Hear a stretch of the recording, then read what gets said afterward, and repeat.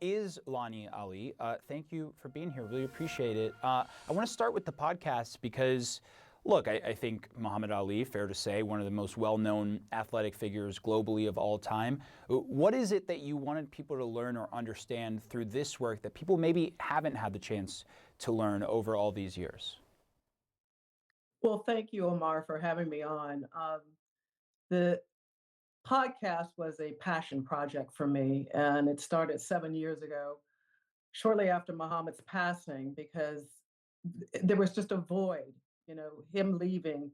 There was just a void in having his voice in America at a time where we were experiencing divisiveness, toxic polarization, and I just wanted to continue his legacy of inclusivity, of humanity, of compassion and kindness.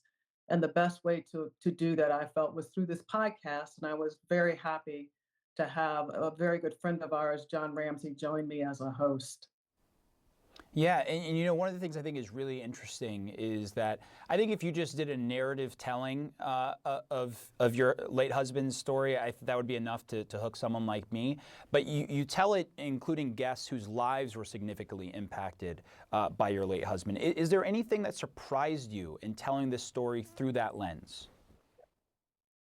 Yes. It's interesting how many people Muhammad's legacy, how Muhammad has impacted people over a diverse population. And I mean, athletes, politicians, activists, religious leaders.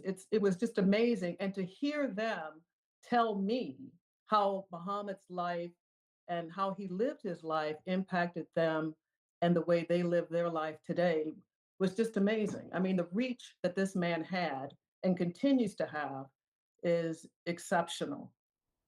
Yeah, and look, I mean, that goes without saying. It is interesting, though, seeing the wide range of people he influenced. I also want to bring up, we were showing some of the numbers earlier, but you're also the lifetime director of the Muhammad Ali Center, and this month you released what I think is a unique study on compassion in America, driven by Muhammad's believing compassion is the strongest force we have, which I don't think you can ever have too much compassion, but it also sounds like you didn't find there was enough of it in this study. What did you find? Well, what we found was that compassion has been on the decline for several years now. But what was important is that there have been over 4,000, well, a surge of 4,000% in people looking up compassion online, compassion related topics. So we know that compassion, even though it's on the decline, it still exists. But we have to find that common ground to build that compassion back up, build that compassion muscle. People are wanting that for a more healthy society. We need that to bring people together. And it's something that is a vital part of Muhammad's legacy, compassion. Something he practiced every day.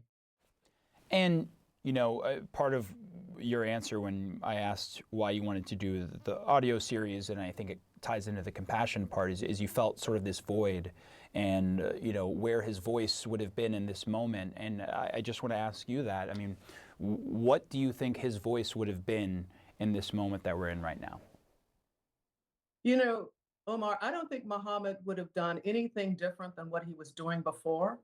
Muhammad was able to connect to people one on one before there was social media or anything of that nature. He was able to touch people directly, one on one, meeting them in person, and that's something we need to start doing as well. We live behind a screen.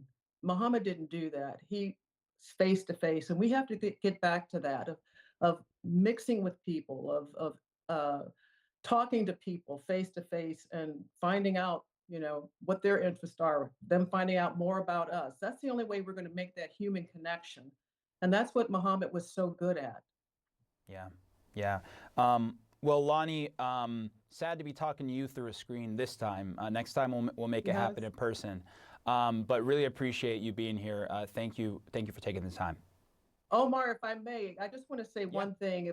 go for If it. if your viewers would go to aliindex.org and look at the Compassion Index, the report, and sign the Compassion Pledge to practice that compassion muscle every day, because that's the only way we're going to come together as a country.